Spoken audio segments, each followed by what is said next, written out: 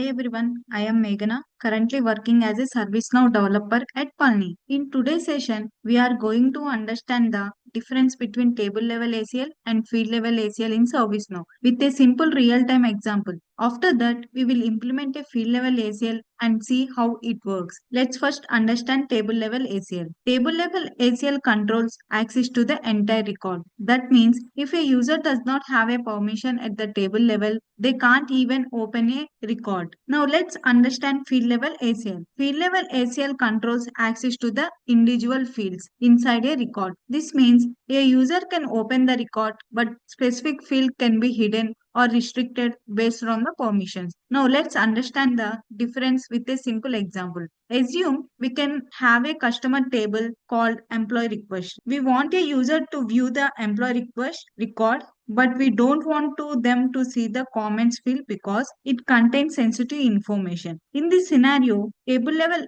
ACL allows the user to open the employee request record. Field level ACL hides only the comments field. So the user can access the record successfully but can't view the sensitive field. This is the major difference. Table level ACL decides whether a user can access the record. Field level ACL decides which field inside the record the user can access. Now let's move to the implementation of the field level ACL. Before starting the implementation, you need to elevate the role first. Go to user menu, click on elevate role, select the security admin checkbox and update. Go to application navigator and search for access control. Click on access control, click on new and type is record. Operation I'm taking as read. Decision type is allow if. Table name is employee request. Field as comments and I'm giving role as testing. Click on submit, continue. Now let's test it. Impersonate a user who has access to the employee request table but does not have the testing role. Impersonate a user. I'm taking ITL user. Impersonate. Open the employee request record.